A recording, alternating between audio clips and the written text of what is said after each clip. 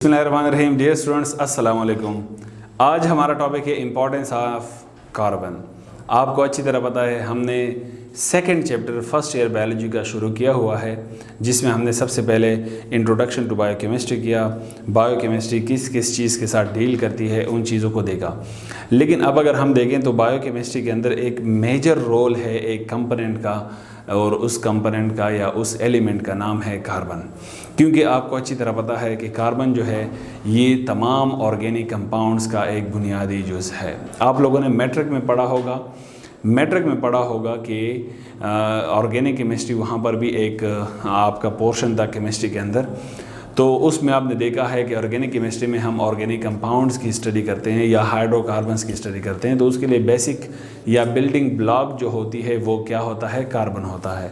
तो आप देख सकते हैं कि कार्बन की हमारी बॉडी के अंदर काफ़ी ज़्यादा इंपॉर्टेंस है, क्योंकि जो भी चीज़ें बनती हैं, चाहे प्रोटीन्स हैं, कार्बोहाइड्रेट्स हैं, लिपिड्स हैं, वाइटामिन्स हैं, उन सारी चीज़ों के लिए कार्बन का होना ज़रूरी है। इवन कि हमारे डीएनए और आरएनए में भी कार्बन मौजूद होता है। तो कार्बन की बहुत ज़्यादा इंपॉर्टेंस है। सो दैट्स वाई हम आते हैं कार्बन की तरफ कि ये क्या चीज़ है। कार्बन ये क्या है, ग्रुप 4 का एलिमेंट है और जिसका major role in formation of organic compounds, organic compounds के फॉर्मेशन में इसका बहुत ज़्यादा अहम किरदार है। Building block of organic compounds, organic compounds के लिए बिल्डिंग ब्लॉक के तौर पर भी काम करता है। Basic structural unit of organic compounds, organic compound का स्ट्रक्चरल यूनिट है। Main stem for organic compounds, organic compounds के लिए ये एक मेन स्टेम बनाता है। मेन स्टेम से क्या मुराद है, आप लोगों ने केमिस्ट्री में पढ़ा है, एक हमारे पास मेन चेन होता है, एक उसके साथ ब्रांचेज होते हैं या सब्सटीट्यूएंट होते हैं। तो जो मेन स्टेम है वो कार्बन बनाता है किसी भी कंपाउंड्स के अंदर। अगर आप देखें प्रोटीन्स हैं, कार्बोहाइड्रेट्स हैं या लिपिड्स हैं, और उसके साथ साइड वाइज या ऊपर नीचे कंस्टिट्यूएंट्स मौजूद होते हैं, वो कोई और हो सकते हैं। जिस तरह प्रोटीन्स में अमाइनो एसिड में अमाइनो ग्रुप होता है, कार्बोक्सिलिक ग्रुप होता है। इसी तरह अगर हम कार्बोहाइड्रेट्स में देखें तो एक तरफ हाइड्रोजन होता है, दूसरी तरफ हाइड्रोक्सिल ग्रुप होता है। इसी same is the case with lipids. तो मीन्स कि जो मेन स्टेम होता है, मेन स्टेम किसने बनाया होता है, कार्बन की चेन ने बनाया होता है।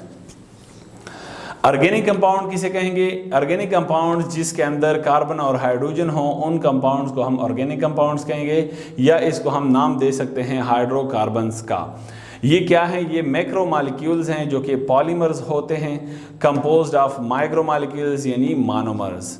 मोनोमर्स क्या चीज़ हैं, ये स्मॉल यूनिट्स हैं फॉर मैक्रो मॉलिक्यूल्स। मानो का मतलब है वन, मर्स का मतलब है यूनिट। सो इट इज़ क्या है, the one unit structure that are combined with other unit structures to form polymers. Polymers और मोनोमर्स का कॉन्सेप्ट आई थिंक क्लियर हो गया होगा कि मोनोमर्स किसे कहते हैं। ये बेसिक यूनिट होता है किसी भी पॉलीमर के बनाने के लिए।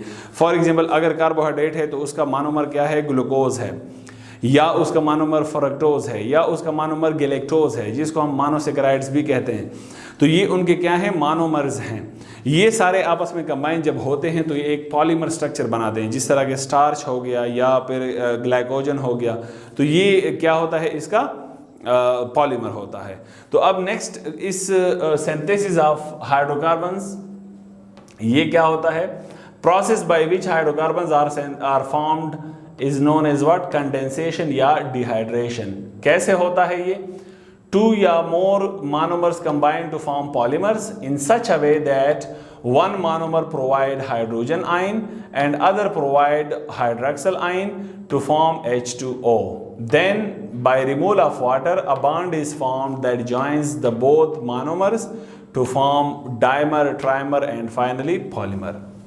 क्या मतलब, मीन्स के जब 2 या 2 से ज़्यादा पॉलीमर्स, 3-4 पॉलीमर्स आपस में करीब आते हैं तो उसमें क्या करता है कि एक मोनोमर जो है वो हाइड्रोजन आयन रिलीज़ करता है, दूसरा मोनोमर हाइड्रोक्सिल आयन रिलीज़ करता है। इन दोनों आयन्स की कम्बिनेशन से वाटर बनता है और वाटर इससे रिमूव हो जाता है। वाटर के रिमूव हो जाने के बाद वो जहाँ से हाइड्रोजन आयन और हाइड्रोक्सिल आयन निकल चुके थे, वो आयन्स आपस में क्या बना लेते हैं, बांड बना लेते हैं। वो बांड 2 मोनोमर्स को जोड़े रखता है, और जब 2 मोनोमर्स को जोड़ देता है तो डायमर कहलाता है। 3 मोनोमर्स को जोड़ देता है तो ट्राइमर कहलाता है। 3 से ज़्यादा मोनोमर्स को जोड़ देता है तो पॉलीमर कहलाता है। तो ऐसे ही अब हमने देखना ये है कि ये कैसे होता है। तो ये एक एग्जाम्पल है, मोनोमर है आप देख सकते हैं इसके एक साइड पे हाइड्रोजन, एक साइड पे OH हमने शो किया है। ये दूसरा मोनोमर है, ये तीसरा मोनोमर है एंड ये चौथा मोनोमर है। इसमें आप देखें कि ये हाइड्रोजन हाइड्रोक्सिल आयन और हाइड्रोजन आयन दोनों का रिलीज होके उससे वाटर बना हुआ है। यहाँ पर भी ऐसे ही केस है कि दोनों वहां से निकलकर वाटर बना देते हैं, यहाँ पे भी वैसा ही है। तो then by the removal of this water क्या बन जाता है, ये आप देख सकते हैं कि 1 2 3 4 मोनोमर्स के दरमियान 3 बॉन्ड्स बन देते हैं, बन जाते हैं। ये बॉन्ड्स क्या कहलाते हैं, पॉलीमर्स कहलाते हैं। अब सवाल यहाँ पर ये है कि अगर हमारे पास ये मोनोमर्स प्रोटीन्स के हों, किसके हों मोनोमर्स, प्रोटीन्स के हो, तो फिर इन मोनोमर्स को हम अमाइनो एसिड्स कहेंगे और इनके दरमियान बनने वाले बॉन्ड को पेप्टाइड बॉन्ड कहेंगे। अगर ये मोनोमर्स कार्बोहाइड्रेट्स के हैं तो इनको हम मोनोसेकेराइड्स कहेंगे, जो कि ग्लूकोज हो सकता है, गैलेक्टोज हो सकता है या फ्रक्टोज हो सकता है। और इनके दरमियान बनने वाले इस बॉन्ड को हम क्या कहेंगे, ग्लाइकोसाइडिक बॉन्ड कहेंगे। लिपिड्स का अगर ये है तो उसमें फैटी एसिड और ग्लाइसरोल उसके क्या होंगे, मोनोमर्स होंगे और इनके दरमियान बनने वाले बॉन्ड को ईस्टर बॉन्ड कहेंगे। डियर स्टूडेंट्स, आपने देख लिया कि किस तरीके से अगर प्रोटीन्स के मोनोमर हो तो उनको हम अमाइनो एसिड कहेंगे, उनके दरमियान बनने वाले बॉन्ड को पेप्टाइड बॉन्ड कहेंगे।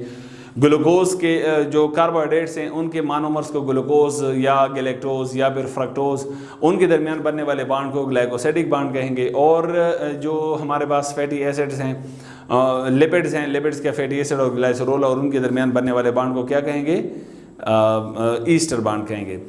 तो ये MCQs में आता है, इसको आपने नोट करना है। इसके अलावा ये जो सारा प्रोसेस जो मैंने आपको बता दिया है, ये सारा प्रोसेस जो हो रहा है मींस के मोनोमर्स कंबाइन होकर पॉलीमर बना रहे हैं, ये एक एंजाइम की मौजूदगी में होता है जो कि कैटालेज एंजाइम होता है।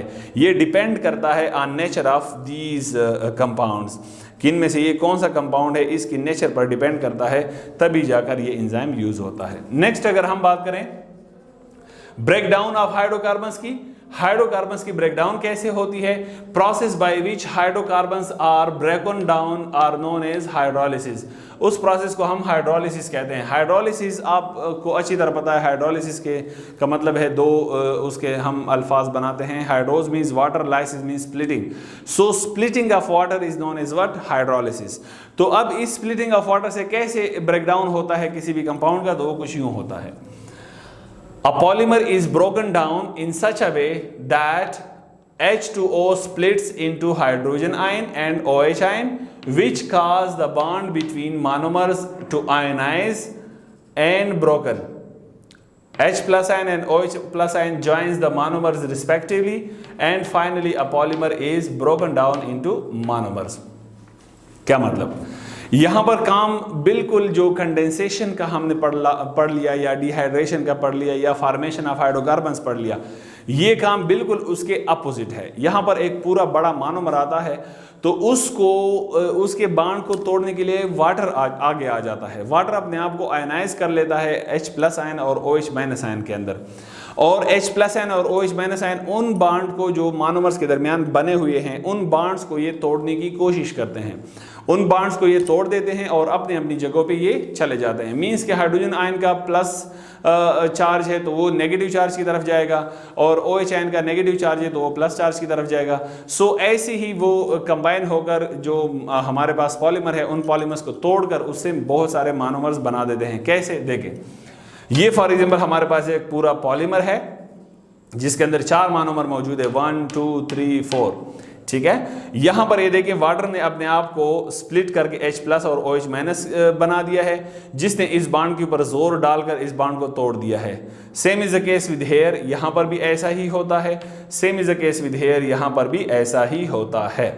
तो नेक्स्ट अगर हम देखें तो नेक्स्ट एंड प्रोडक्ट क्या निकलता है कि एक मोनोमर अलग हो जाता है, दूसरा मोनोमर अलग हो जाता है, तीसरा मोनोमर अलग हो जाता है, चौथा मोनोमर अलग हो जाता है। और ये सारा काम होता है किसकी मौजूदगी में, वाटर और हाइड्रोलेज एंजाइम की मौजूदगी में। हाइड्रोलेज कौन सा एंजाइम है, ये वो एंजाइम है जो कि वाटर को स्प्लिट करता है। जब वाटर स्प्लिट हो जाता है तो इस बॉन्ड को स्प्लिट करना या तोड़ना बाकी वाटर के आयन का ही काम होता है। तो डियर स्टूडेंट्स, आपने देख लिया कि कार्बन हमारी बॉडी के लिए कितना इंपॉर्टेंट है। वो हमारी बॉडी के लिए हाइड्रोकार्बन्स बनाते हैं जो कि बायोलॉजिकल मॉलिक्यूल्स हैं, जो हमने पिछले लेक्चर में पढ़ चुके हैं। तो ये उन हाइड्रोकार्बन्स की बनावट में भी अहम किरदार अदा करता है, उनके तोड़ फोड़ में भी अहम किरदार अदा करता है, उनकी जो आप यूँ समझ लें कि हमारी बॉडी के पूरी जो हमारी बॉडी है उसमें कार्बन का बहुत ज़्यादा किरदार है। और आप ये भी जानते हैं, हमने जब बायो एलिमेंट्स देखा था तो वहाँ पे हमारे पास जो कापी चौन था, calcium, phosphorus, carbon, hydrogen, oxygen and nitrogen, तो वो 99% इन 6 एलिमेंट्स in 99% लाइफ हमारी बनाई हुई है। तो मीन्स कि 99% लाइफ बनाने में कार्बन का भी अहम किरदार है। So thank you so much. अल्लाह हाफिज़।